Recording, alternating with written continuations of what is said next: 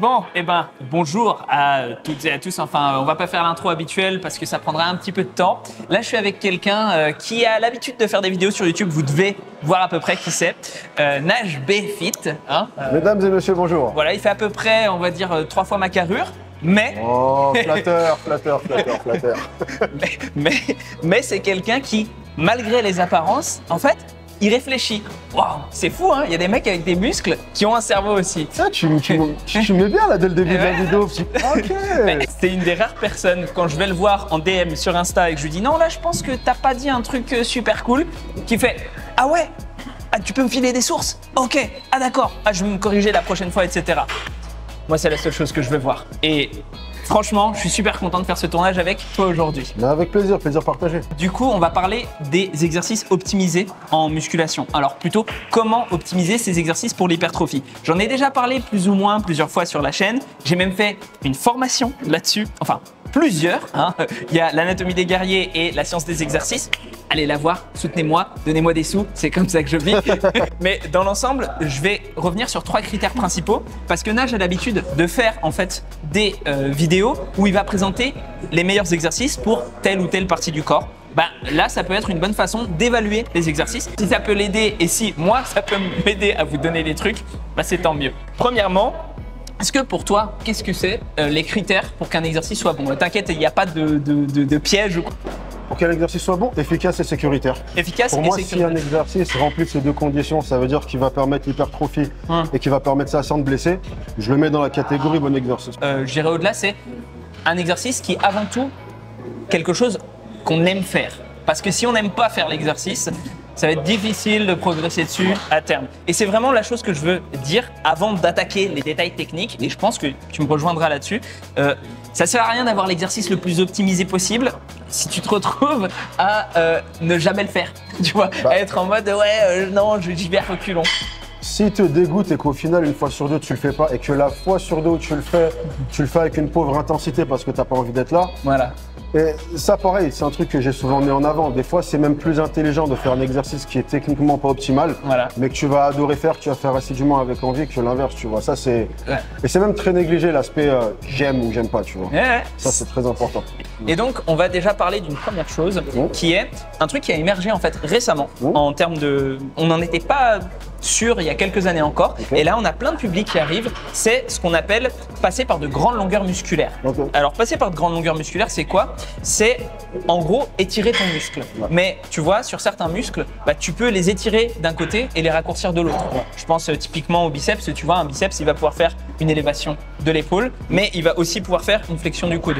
Et donc, du coup, si tu veux étirer ton biceps, eh bien, tu dois te mettre soit en extension de l'épaule, extension du coude, et puis peut-être tu vas pouvoir faire un exercice où tu vas faire une flexion du coude et tu vas quand même garder ton biceps sur une plus grande longueur, tu vois. Ou alors, il faudrait que tu fasses le coude étendu et que tu fasses des élévations, mais on se retrouverait plutôt à bosser les deltoïdes. Donc, ce serait peut-être pas l'idéal. Mais ça, c'est vraiment important et on commence en fait à même sortir du côté amplitude complète. Pendant des années, on a dit ouais, l'amplitude complète, c'est hyper important, etc. Et en fait, maintenant, il y a plein de gens qui disent bah finalement, le plus important, c'est vraiment de passer par des grandes longueurs musculaires, quitte à pas finir ces amplitudes en fait. Il vaut mieux aller le plus bas possible. Et ça, c'est un truc, enfin, je sais pas si tu es au courant toi de ça. Non, et ben, c'est un truc qui vraiment, moi, ça a révolutionné ma façon d'envisager les exercices parce que je me suis dit ah putain, mais du coup, tous ces trucs-là de tension, de contraction, de tension d'étirement, qu'est-ce que ça veut dire, etc. Et il s'avérerait qu'en fait, la tension de contraction et la tension d'étirement, on s'en fout un peu, tant que ça passe par de grandes longueurs musculaires. Par exemple, on pourrait illustrer, tu me parles des biceps. Ouais.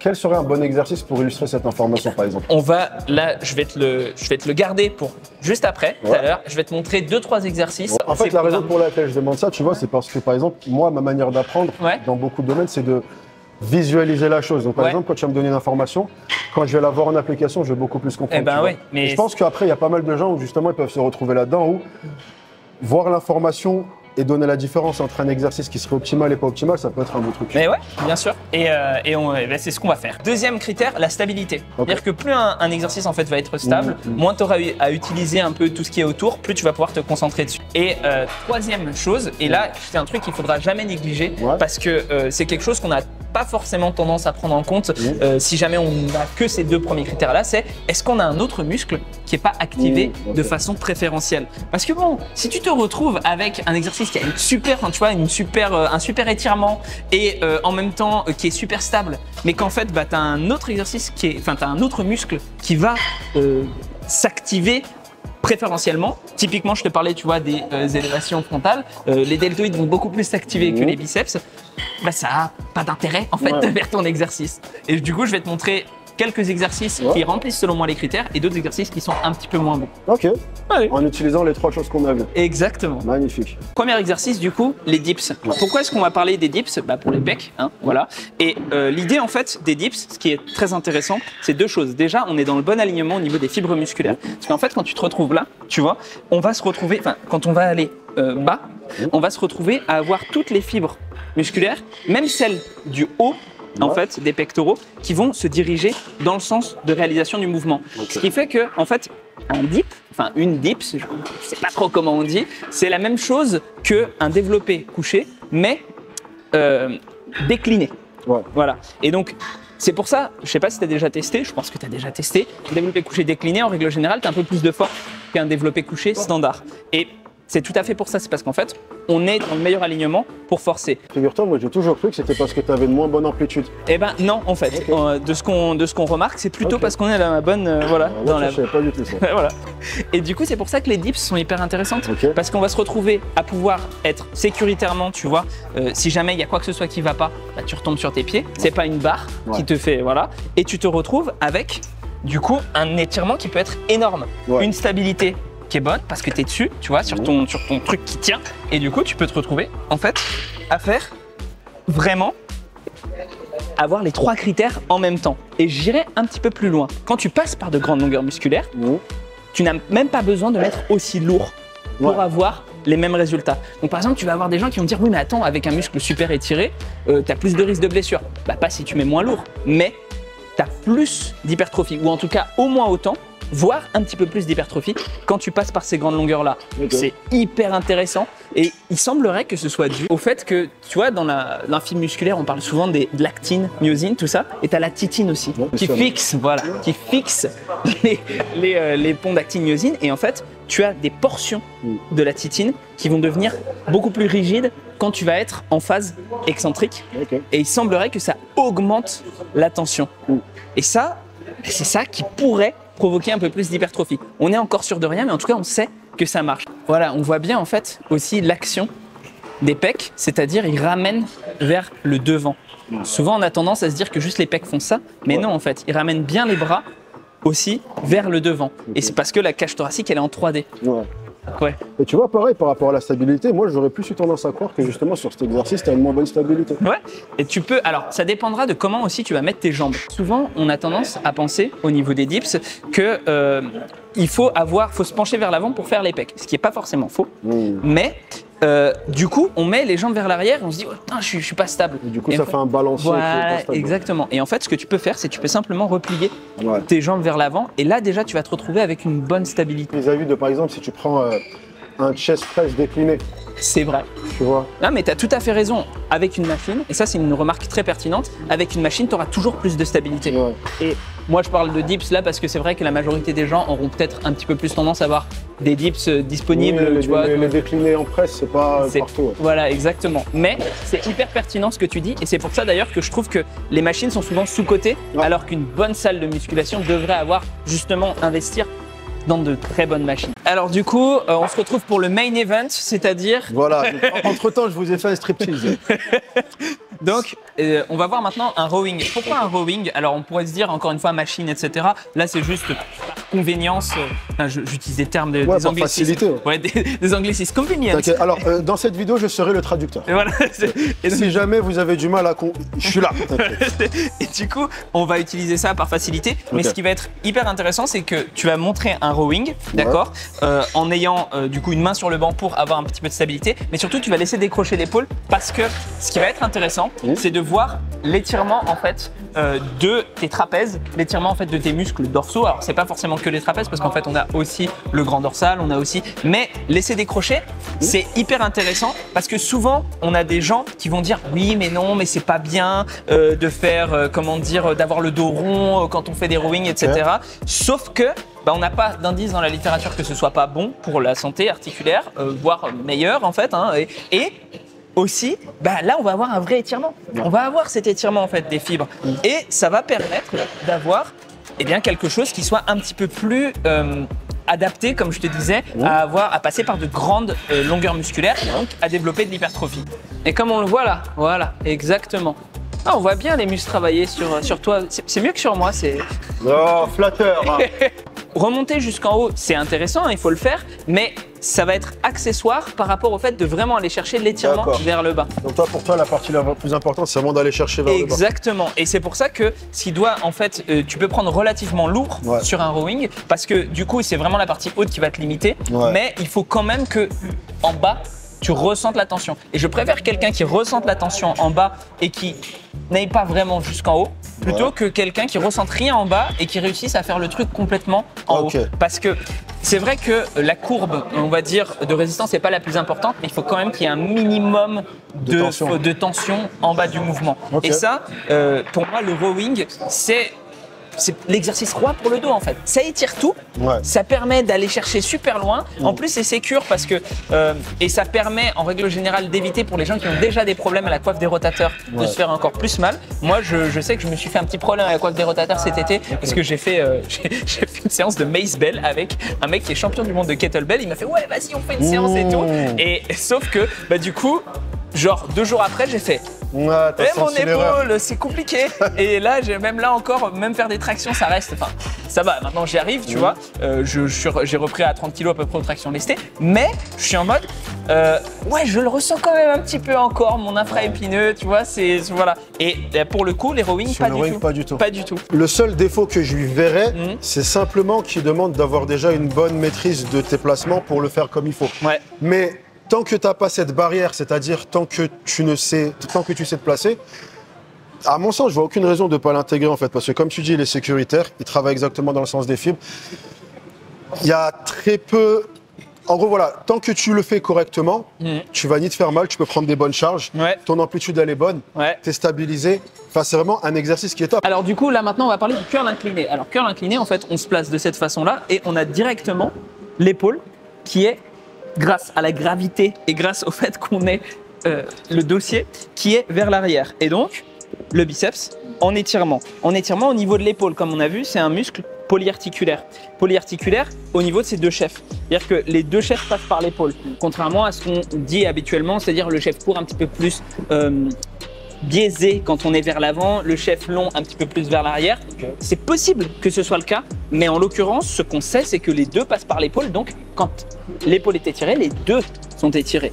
Et pourquoi est-ce que ça va être intéressant de le faire travailler comme ça? Parce que forcément, il va se raccourcir d'un côté si on fait des curls. Quand on fait son curl incliné, là, comme ça, hop, il se raccourcit d'un côté. Oui, mais juste d'un côté. Mais il est moins raccourci que sur un autre exercice. Et exactement. Il est, par exemple, un curl là, là, directement, il va, comme l'épaule est déjà, on va dire, en alignement avec le corps, on est moins raccourci. Et pareil, si on est sur un curl concentré, encore plus là, c'est encore plus raccourci. Voilà, exactement. Et donc, du coup, pourquoi est-ce que c'est intéressant?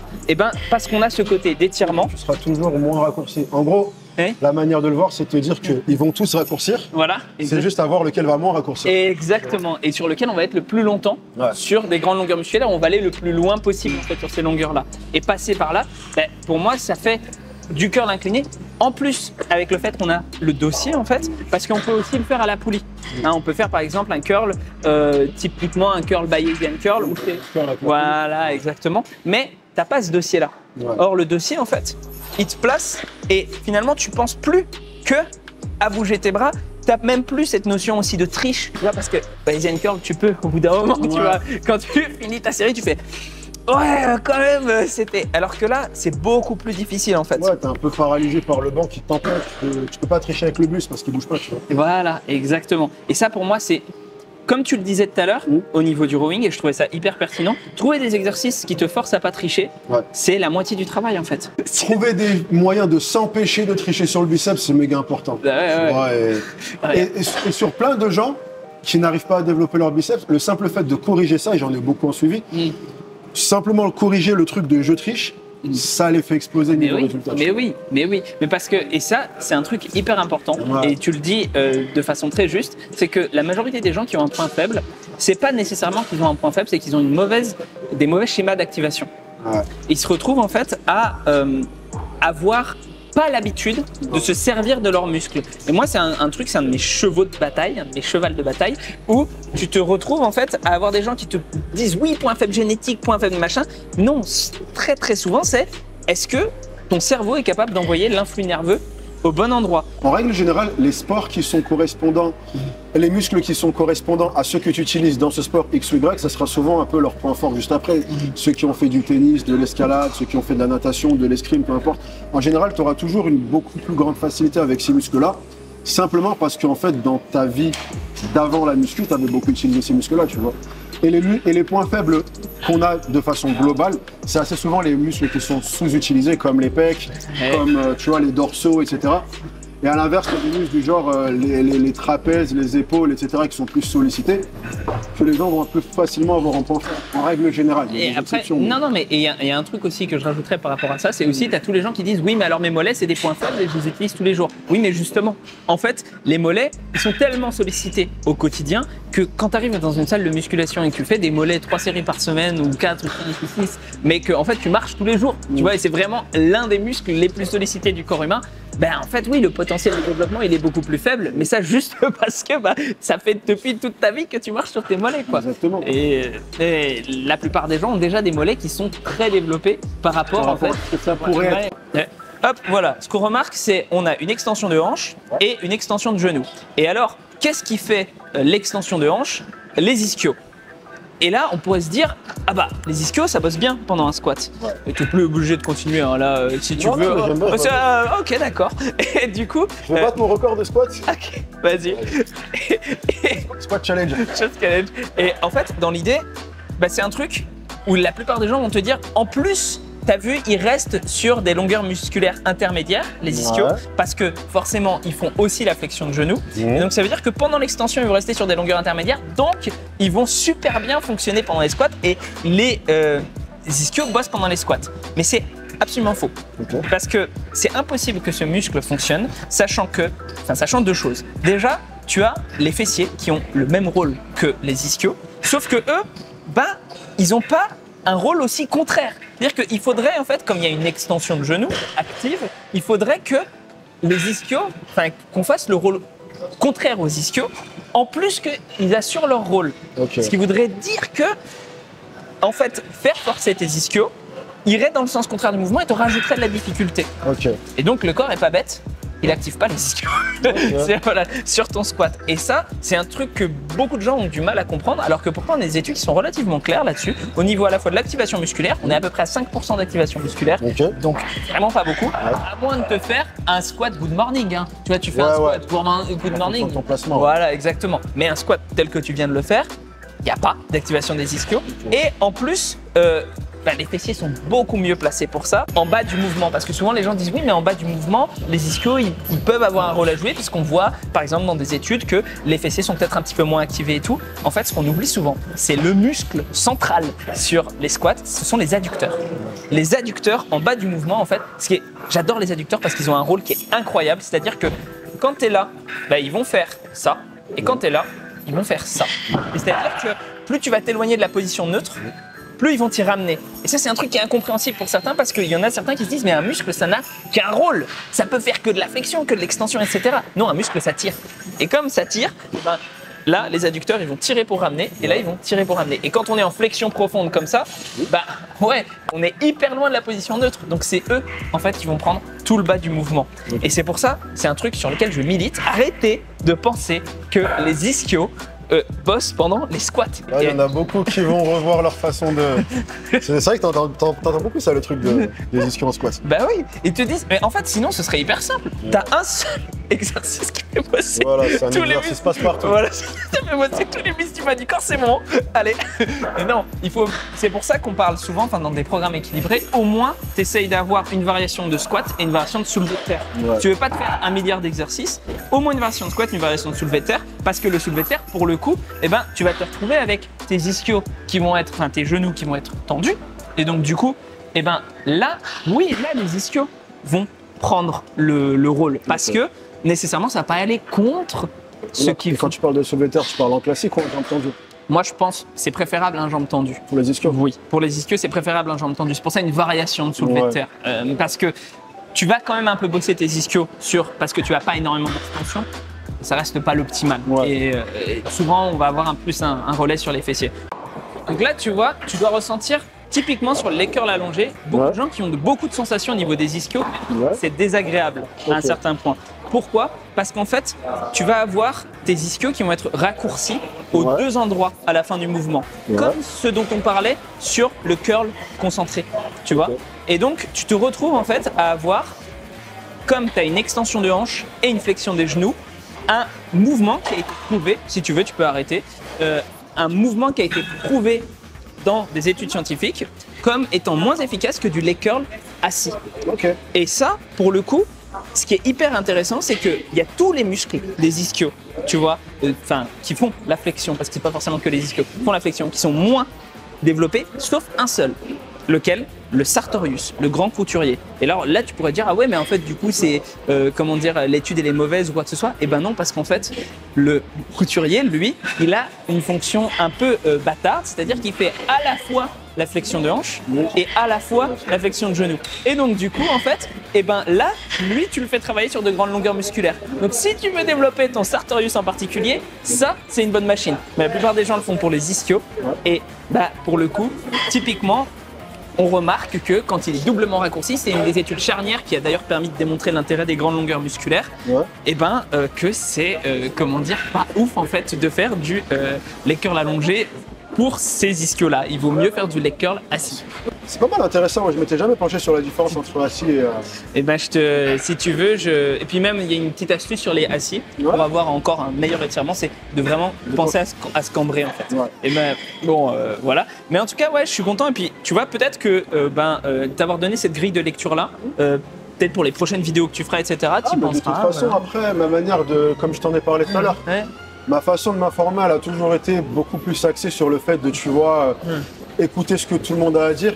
Principalement, les gens qui vont avoir une démarche différente. Parce que c'est vrai que en France, tu fais vraiment partie des seuls qui va être autant à l'affût de tout ce qui se fait d'un point de vue littérature scientifique et autres.